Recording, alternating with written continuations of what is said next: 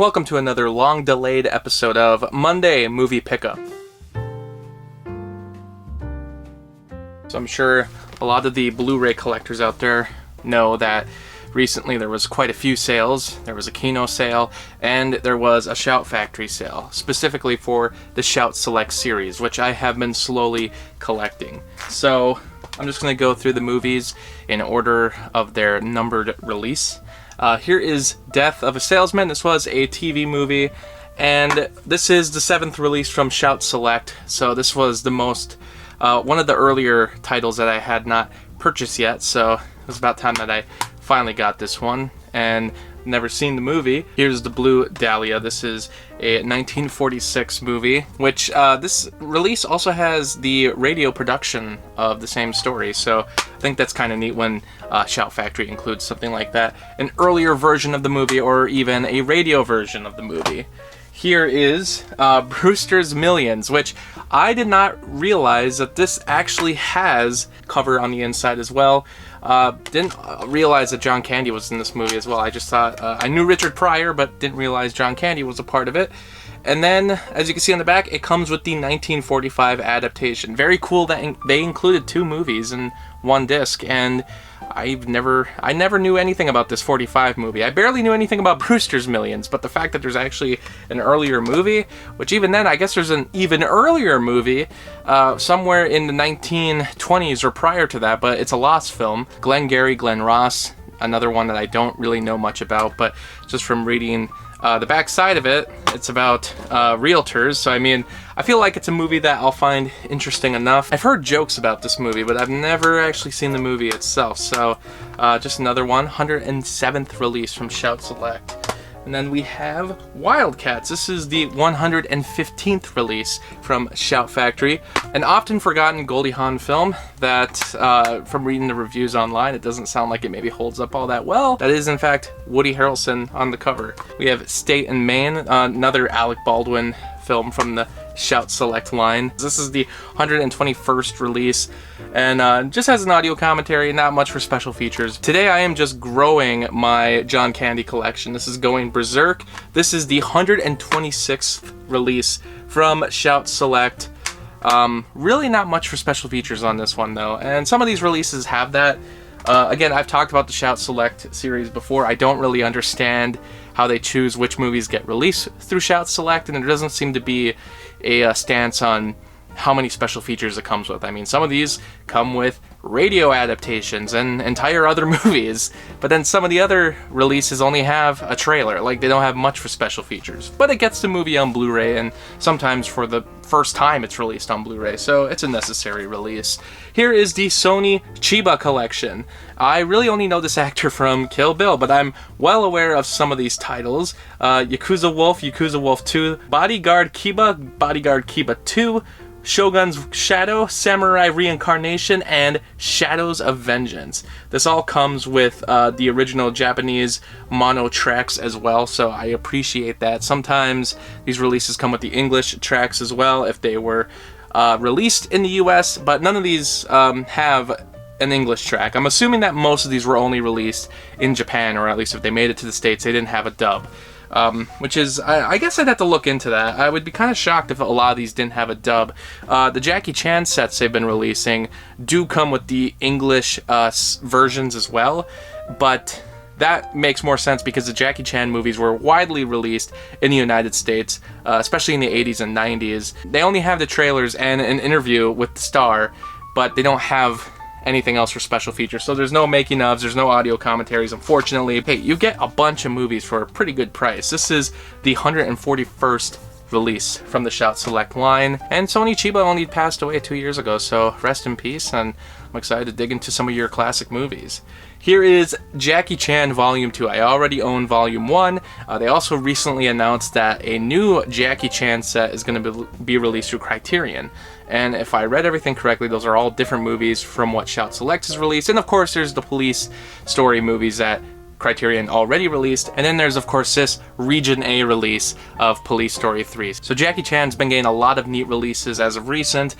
This set, it contains Winners and Sinners, Wheels on Meals, The Protector, Twinkle Twinkle Lucky Stars, Armor of God 2, Operation Condor. Those two movies were widely released in the United States. And as a lot of you already know, the first Armor of God was not originally released in the US, but the second film was. But it was titled Operation Condor, and that was it. And then when they released the first movie subsequently, they called it Operation Condor 2, The Armor of the Gods, just to make it all the more confusing, even though that movie was considered a prequel in the US, whereas the real story is that movie was always released first. It was always the first one. It's very confusing, but they have the original versions on this release. Also has Crime Story and City Hunter. So as it says on the top, it goes from 1983 to 1993. I really like the first set that they did for these movies, and again, here you can see that each movie has their own disc, so that is even cooler. They don't shove them on to one disc, and there's audio commentaries for every movie. There's other things, there's interviews, there's this 85-minute documentary, so they pack some stuff into this one. I have read online that there is some complaints about the subtitles, but you can still follow along with the movies. It just doesn't sound like they're entirely spot on. And that sale wasn't enough. We also got all these Kino movies. Some of these were from the Wild Supplies last sale, so I'll just go through that. I did buy some previously, but I took another look at the list just to see if there's anything I'm missing. And I'd like to get some more of the Vincent Price movies. There's a lot that have been released. This is Twice Told Tales. This is in the Wild Supplies last sale, so if you have not bought this movie yet, this is pretty much your last chance to do so. But yeah, another Vincent Price movie to add. But then I have yet another one. This is the Oblong box. And yeah, Christopher Lee, Vincent Price teaming up once again. Another Edgar Allan Poe film. And yeah, this is also in the Wild Supplies last sale. So if you haven't bought this one yet, this is your chance to get it.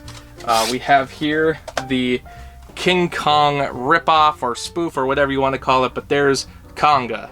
This is also part of the Wild Supplies last sale. I'm interested to give this one a watch. I've heard about it before, but I've never actually given it a watch. The Undying Monster. This has the very cool cover art and gives you the sense that this is going to be something from Universal Horror, but this is actually released from 20th Century Fox. And this one also is in the Wild Supplies last sale, and as you can see on the back, they have a ton of special features, so this one certainly is worth the purchase. And then here we have Nixon, the movie from Oliver Stone. Similar to JFK, it's a very long retelling of the president's life. Instead of JFK, this is Nixon. They have the director's cut, the theatrical cut, and even a separate disc for the special features. So that's the biggest reason I wanted to get this set. You know, with JFK, I am disappointed that I've never been able to get the theatrical cut of that movie on Blu-ray. There might be other ways to get it, but from my understanding, there's not a theatrical cut available on Blu-ray. I don't think anywhere in the world. At least with this Nixon release from Kino, they released both cuts of the movie. I appreciate that. Kino does a good job of doing that. They recently did it with Tropic Thunder. You know, I just like having that variety. Even though most of the time the director's cuts are better than the theatrical cuts, there's those exceptions, those rare exceptions where that's not the case. But that isn't everything. There was a summer sale from Kino. Here is The House of the Seven Gables. This is a Kino release of the Universal movie. And one of those movies that shows up on an old list. I have it on my letterbox now, but years ago, Cinemassacre did a list of what he compiled as the official Universal horror movies. You know, not just the Universal monsters, but everything Universal horror. That was based on some books he had read. Not that he agreed with every movie that was included, but he actually did a rundown of every movie and how it was available. And that list is about 10 years old, so he hasn't updated it. A lot of the movies have been released on Blu-ray now, because some of them had never even had a release, but some of those really rare movies have been released on Blu-ray now. A while back, I got The Secret of the Blue Room from Kino. They released that movie, and that's considered Universal horror. It's on the list, even though it may not have a lot of horror qualities to it.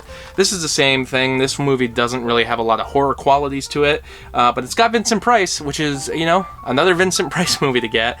and it's on that list. So I bought this as well as the Spider-Woman Strikes Back, which this is kind of a weird movie where the character of the Spider-Woman is portrayed by the same actress that was in the Sherlock Holmes Spider-Woman movie that was released by Universal. And that movie I own. That movie is also included on that Cinemassacre list of Universal horror, even though it is a Sherlock Holmes movie. Some of those Sherlock Holmes movies make it onto that horror list. This is not actually a sequel, though. This is the same character. It's a spin-off, but it has nothing to do with that story. They're completely different. It doesn't even follow a continuity from what I understand.